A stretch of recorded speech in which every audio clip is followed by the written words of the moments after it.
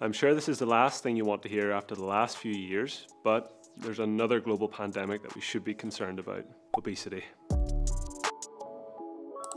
Hi, I'm Wright, an accredited nutritionist, and I help people all across the world achieve lifelong weight loss, improve their sports nutrition, and overcome disordered eating. Obesity is one of the most complex conditions to treat, as well as being one of the most emotionally charged. In fact, we really suck at helping people who are obese. In general, it's really quite difficult to help people lose weight and keep it off. It's not impossible, but really difficult, especially when you factor in our obesogenic environment and how the body adapts to weight change over time. Given the rather poor success rate of traditional approaches to weight loss, a new intervention has been proposed that emphasises the adoption of healthier behaviours that can be introduced without necessarily focusing on weight loss itself. Health at every size, or Haes, as it is more popularly referred to, is an approach to public health that aims to both de-emphasise weight loss while tackling and reducing the stigma faced by individuals who are overweight or obese. Currently, an obese person is defined as someone with a BMI greater than 30. BMI isn't the best tool in the world, and you can check out Richie's video here on why that is, but it's the one the NHS currently use to diagnose. Haes, while well-intentioned and showing promise, has had some criticism on social media in recent years, but not through any fault of its own. This criticism stems from being associated with those who have a pro-obesity message, as well as those that proclaim obesity doesn't increase the risk of certain health conditions. This has led to a battleground of sorts on social media of contrasting and conflicting messages between various groups, all misinterpreting or misunderstanding of the foundational purposes of Haes itself. So,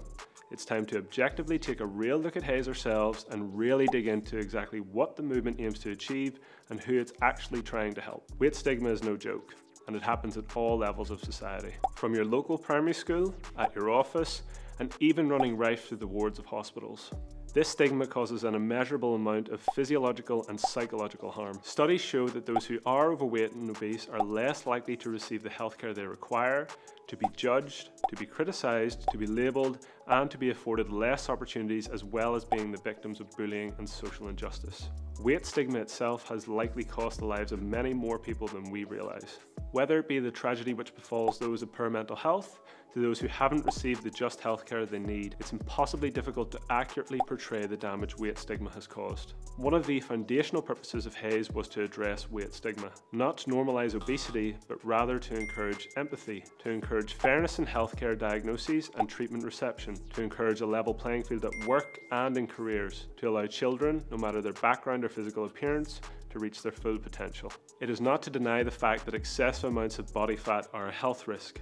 Absolutely not. It is, rather, a push towards supporting those who struggle with managing their weight in a world and at a time where that is as difficult as it has ever been. It's a movement that is pushing for weight and body inclusivity. We are not all destined or capable of looking like a fashion model. That's why that's their job. But bodies shouldn't be critiqued so harshly, nor should we have such unrealistic beauty standards that drive people to extreme forms of dieting, exercise, supplementation, and even body manipulation. Every body is a miraculous collection of organic machinery finely tuned from hundreds of millions of years of evolution. Who are we to say that one is lesser than the other, that one shape should stand above all others? You can encourage healthier behaviours without necessarily tearing down people for what they look like and stating that there is a definitive target that everyone must reach to be healthy. It's really quite difficult to find the middle ground with this subject because I don't personally feel that it's justified to make grand sweeping statements when it comes to health. At the end of the day, everyone is unique. But I can't help but feel that targeting weight stigma and being more inclusive when it comes to body shape and size will only help people live longer, healthier lives. It'll encourage them into communities, into support networks, into healthier behaviours, and at the end of the day, isn't that what we want? Can you be obese and healthy? Well, the first point I'd make is that we often hear person-to-person comparison when this question is brought up, which I think is just dumb. I may be obese, but that thin person smokes 40 cigarettes a day and just drinks fizzy drinks, so I'm way healthier, obviously. That's not really a great barometer for your own health. I mean, comparing yourself to someone with extremely unhealthy behaviours just to make yourself seem healthier than them is a rather hard sell for me. The goal shouldn't just to be healthier on paper than this fictional person. Rather, the goal should always be, how can I become the healthiest, happiest version of myself? It's my belief that health and happiness have to go hand in hand. You can be super happy, but not healthy. You can also be really healthy, but not necessarily happy. Neither is a great way to live, and eventually one will rob from the other. The fullest life you can lead is one that allows for the healthiest and happiest version of yourself simultaneously. Now that may not be the classic meme picture of the person with a 12-pack of abs laughing into a salad. It may be that you have a bit of body fat around your waist, but you've got a loving family, a fulfilling career, no illnesses to worry about, you exercise regularly, and you have a mostly nutritious diet. The second point I'd like to make is that we're asking the wrong question here. It shouldn't be, can you be obese and healthy, but rather, can you be obese and healthier? The difference being here, healthy is a state, healthier is a journey of progressively healthy living through changes in behaviour and lifestyle. Literally everyone could be healthier in some way.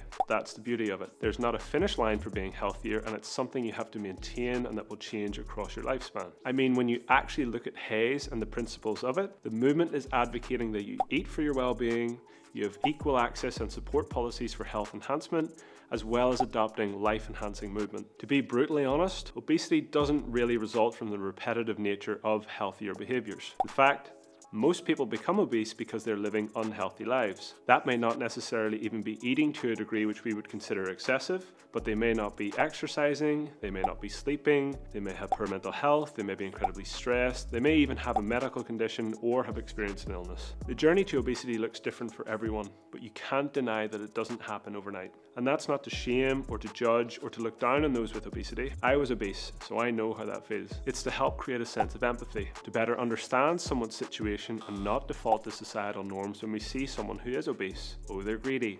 I bet they eat loads, they must be so lazy. These are terrible things to think about another person, but even worse when we express it to them. This is why we should do our best to challenge it and to not belittle people who are obese. There should always be a supportive message towards healthier living, and Haes is incredibly successful at doing that. In fact, the studies investigating Haes show that people who have obesity who adopt healthier behaviours with a non-weight loss focused initial narrative tend to stick with them and, by doing so, organically lose weight through that process. Adopting these behaviours and sticking to them also leads to significant reductions in a whole host of horrible, debilitating, and potentially life-threatening health conditions. So going back to the question, can you be obese and healthier? And the answer to that is definitively yes. I thought I would give a nod to the small but vocal communities who are pro-obese and or deny obesity as a risk factor for disease. I can empathise with these people. Like I said, I was obese. In fact, I was really rather obese. And I can understand the temptation of an echo chamber that supports you, one that acts like it accepts you for who you are and tells you that there's absolutely nothing wrong with you. But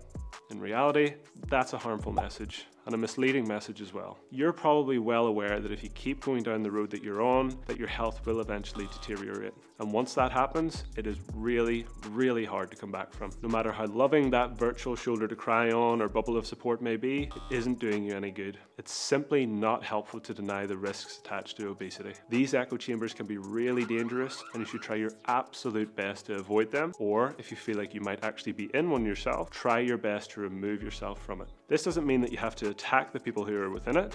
Absolutely not. It's better that you focus on yourself and you focus on your own journey towards a healthier future. Find your own path to health and approach the subject both as an adult and as if you were someone who actually mattered to yourself. You have to be objective first.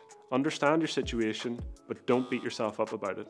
It's not going to help. And like everything in life that you want to change or improve, you have to identify the solution you believe will work or reach out to those who you believe can help. You may not get it right first time, and that's okay.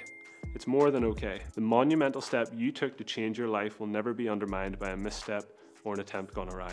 You just learn, you make a change, you move forward. Eventually you'll get to the healthiest, happiest version of yourself, and you'll thank yourself for pushing through all of the nonsense. Trust me, it's more than worth it. The healthier at every size approach isn't perfect, but it's certainly not the misconstrued and misunderstood movement social media has made it out to be. It's about tackling weight stigma, encouraging body inclusivity, as well as healthier behaviours. It's about putting weight loss to the back of your mind while you focus on eating for well-being, engaging in life-enhancing movement, and opening the doors for respectful and fair access to healthcare.